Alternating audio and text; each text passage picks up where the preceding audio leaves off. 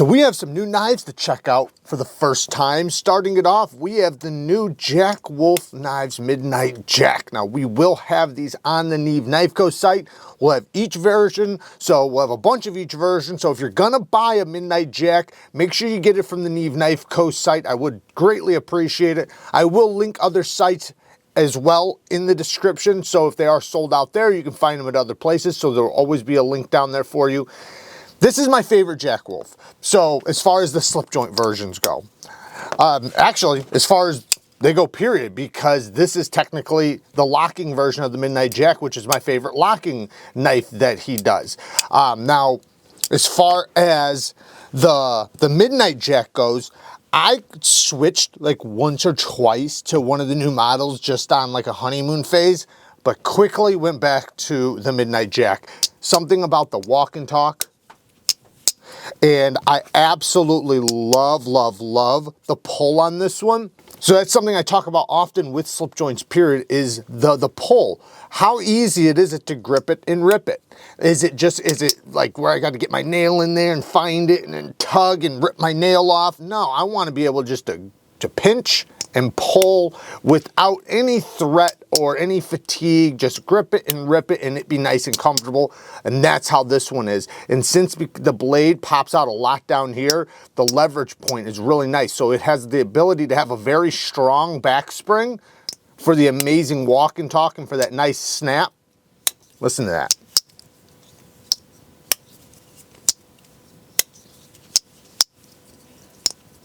This thing has phenomenal walk and talk. This one too.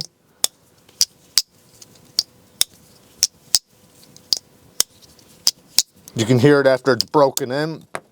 Now the difference between these is obviously going to be the handle material. There's going to be some different flavors, but then also the blade steel. We have S90V instead of the M390 from the original. A lot of people, most people I would say, are going to argue S90V is superior, and it is. It's very, very stainless, plenty of toughness, and you know, it is an edge holding beast. Now, the blade is a sheep's foot blade with a beautiful swedge on the nose. I love that swedge. And it is very, very deep. The hollow grind is so thin. Let's measure it. 13 thousandths, and I'm actually pretty quite a bit above the edge bevel, so that looks like 13 thousandths even after I sharpen it. Very, very thin, very, very slicey. This, you know, is just a utility cutting beast. This is literally the type of shape and design that I think is perfect for an EDC. The handle has the coffin shaped handle, and I think that this is one of the most comfortable handles from JACKWOLF knives. It just works, whether you're gonna cut straps, cut downward, slice, doesn't matter. The bottleneck where it goes from thinner to thicker just perfectly rests inside your hand. Sharpening tool and plunge grind is decent. I prefer it to be farther back, but you have plenty of life because it's so thin behind the edge.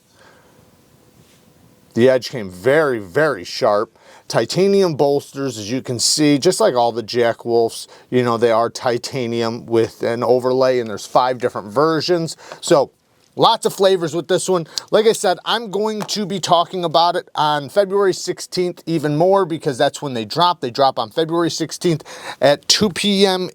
Eastern time. So February 16th at 2 p.m. Eastern time. So I will be posting another video at that time. The next knife is actually, there's 3 from this company. There's one in particular I want to show you guys because I am thoroughly impressed with this knife. This is the CYBERDASHI. Now, the CYBERDASHI's from SHIELDON knives, and SHIELDON to me is hit or miss. This is a complete hit. I don't know if all of them are going to be like this, but I could say that this exact one is so good. Like, I'm shocked how good this is. The action is just, ooh, insane. I mean, the tolerances, everything is done very well on this. The blade, beautiful satin finish. If it'll come up on the camera, beautiful satin finish. It is a finer grained satin finish, as you can see. Perfect sharpening tool and plunge grind. They did an amazing job with this thing. Then you have this carbon fiber G10. Oh, by the way, 154 cm blade steel. I should have said that. But the G10 carbon fiber scales look really good. You can see the micro machining in there. I like it. Beautiful, man. Oh, and then it's so ergonomic. This thing is literally perfect. You can even turn it around and cut straps if you want to comfortably. You could choke up, you could choke back. Pinch grips are gonna be nice. Great access to the lock bar. This thing is redonkulously smooth. The D10 tuned to perfection. Phenomenal access to the thumb stud, and it is a good thumb stud. It kind of reminds me of, maybe not. I would say it kind of reminds me of a bug out thumb stud, but it might be even better. It's really good. It stands up nice and proud. You have a great leverage point. Yeah, that's a good thumb stud.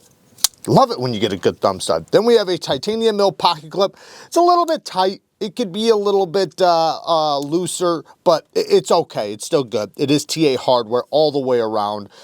So nice lockup, nice texturing on the lock bar.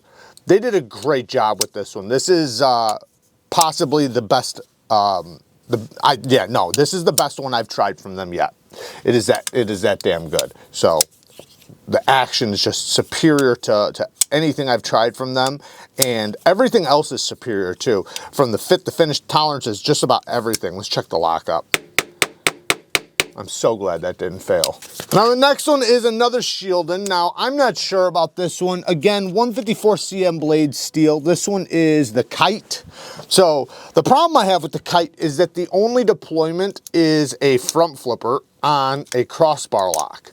So that's not the best action for a crossbar lock. You usually want a thumb stud or a hole deployment.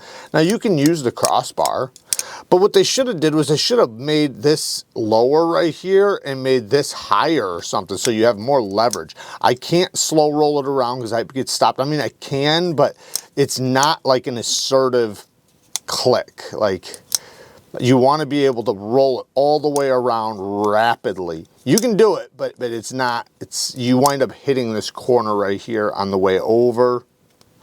So, and the lockup doesn't feel super secure. I mean, it is secure. You can reverse flick it with a little wrist flick. Okay, so I just realized that this one actually comes with a quick stud. I'm gonna hurry up and install it. It was tucked behind this thing. I'm guessing it was to this knife. This is the only knife that I think it could have went to, and all the pouches look the same. I had them all out, so I actually mixed them up, but I'm pretty sure it's gotta be to this one. So just know that this one actually does come with a quick stud. If you don't know what a quick stud is, you can actually buy these. I'll link them down in the description. And basically it's just a universal thumb stud that you can put on any of your knives, as long as I think it's 120 thousandths blade stock thickness or less, or 130 or something. You could check the measurements, but like I said, I'll link them down in the description. They're only like $7-8. So, and then you can install a thumb stud on any knife that does not have a thumb stud. Yeah. And now I can reverse flick it. So just know for the rest of this video, I'm not gonna have this on, and I'm gonna complain about it at the end that it doesn't have it, because I did not know until, I literally already have the video uploaded. I had to take it down and re-put this part in before it went live, because it was literally about to go live. So there you guys go. It does have a thumb stud. It is a removable thumb stud, which is, you know, whatever. Hey, what's cool is you could actually take this off and put it on other knives if you want to too. But just so you know, these do come in different colors. You get in brass, black, or silver like this one. I'll link them all down in the description. Like I said, the crossbar pull down is going to be the way you use it, and then if you want to use the front flipper, you kind of flick a little wrist in there and it works. The ergos are great, the blade shape is great, the geometry is great, stonewash is great, G10 is great. Lots of great things about this. It has a deep carry clip that's inset with flat screws, and it does have slim inset liners on the inside. So lots of great things about this one. This just, I think they missed the ball on the action. Sharpening tool and plunge grind is meh. It could be a lot better. I mean, they gave you a couple sharpenings, but this deserves to be way back here, so you have a lot more life to sharpen off. The edge is nice and sharp. I like the designer's logo. Is that dynamite? I don't know what it is. Anyways, cool knife as far as looks and style goes, because this is completely up my alley when it comes to style. I just don't like only having a front flipper on a crossbar lock knife, especially that front flipper. Next is one we've actually featured on the channel before. This is the SCYTHE, and this one's in 154 cm as well. Very, very snappy. Holy cow. They did such a good job with this flipper tab design, and it angles down and it is perfect jimping. You just break that detent, that thing, and it's so easy to do the push button, which does allow you to kind of build up pressure when you snap it out. Phenomenal, phenomenal action. Then you also can reverse flick it. And it does have, by the way, great access to the lock bar, the hawkbill blades in 154 cm. This is a nasty little self-defense knife, more for the call grip, the reverse forward grip. You can, I guess, use it in the pinch grip, but that's where it's going to work good for EDC. So this is going to be something you can easily, you know, cut something out, trace something out, something like that. It does have a big recurve. It's not going to be the best for slicing or anything. It's just a little bit thick for that, and, you know, not a ton of cutting edge. It'll trap materials for sure, but it's not meant for that. It's meant for self-defense. We have the JG10. I'm not a big fan of JG10. However, it does look good with the black. So the black hardware with the JG10, that does look actually pretty good. No failure. It does have a deep carry wire clip that is reversible. I like the, is this G10 backspacer? It feels almost like aluminum. Very grippy. That'll definitely help inside the hand when you cap off, you know, the end right there. But yeah, this thing would absolutely be devastating to anything it scratches or touches. You know, it's just this blade shape. This blade shape is made to, once that tip touches, it literally just pulls in anything it hits. So you don't have to worry about trying to get it in. All you have to worry about doing is touching it. Whatever this touches, it will pull itself in and tear whatever, you know, it hits. So very nasty. I like it.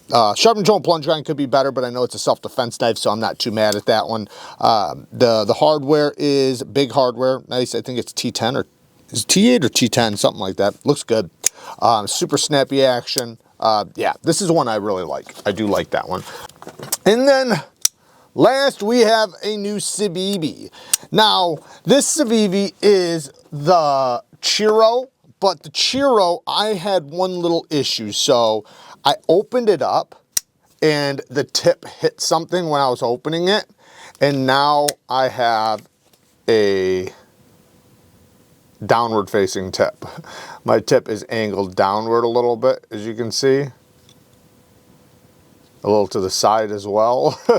So that's probably gonna break off. Not a big deal. Very, very thin geometry though, super slicey. So it's very pokey, very slicey, somewhat of like a dowel blade shape. It's definitely a trailing clip point, a nasty trailing clip point, a double trail. Blade steel's 14C28M, which does really good with this super thin geometry like this. Beautiful satin finish. I actually like the micarta as well. Good quality micarta. Nice satin finish, good quality micarta. T8 hardware all the way around. It does have a deep carry clip that's inset with flat screws. And you know, the micarta, it's not super high quality, but it's actually pretty decent considering the price. I'm not a big fan of knives that force you into position. This one's not bad though. This is actually very comfortable. I feel like I could bear down on this pretty much all day. Maybe not all day, but for a good portion of the day. But I still prefer to have neutral ergos, but you know, you don't want everything to be that way. So I am happy that this exists, and like I said, it is very, very comfortable. This thing to me is a self-defense knife. I don't see this being a great EDC knife. It's gonna be more of a pokey knife. The tip, yeah, you can get to it, and if you wanted to improvise and use it as an EDC, you absolutely can. The action is really good. Hole deployment's really good. Flipper tab's nice and comfortable. Great amount of tension from the detent. You can also thumb flick it. Good access to the lock bar. Ceramic caged bearings are very, very smooth. Nice slow roll too. A lot of CIVIVIs have a nice slow roll because they have a nice lockup. Now, I don't want to hit the tip, so. But like I said, you know, if you just like the weird and unusual, or if you just like something that looks nasty, this is really cool because it definitely has the looks to it. It's just, you know, it's not going to be the most functional. Will it work? Yes, absolutely. And as long as you're not doing anything specific, you know, like as long as you're not doing tons of slicing every day, tons of utility cuts every day, as long as it's just basic EDC whenever you need a knife, this will be just fine. Anyways, as far as negatives go, you know, it's just not really my style. Sharp control and plunge grind's all right. Access to the lock bar's good. Detent's good. You know, it's just a style thing, which I'm not going to hate on it too much. The tip, like I said, is a little bit weak, so be careful with that. The geometry is just so thin and it's so pokey. You know, if it drops, falls, or anything like that, it will absolutely break. Mine happened just from deploying it, you know, and it hitting something. So, yeah, take that how you will. Work hard, stay tough. Until next time, peace.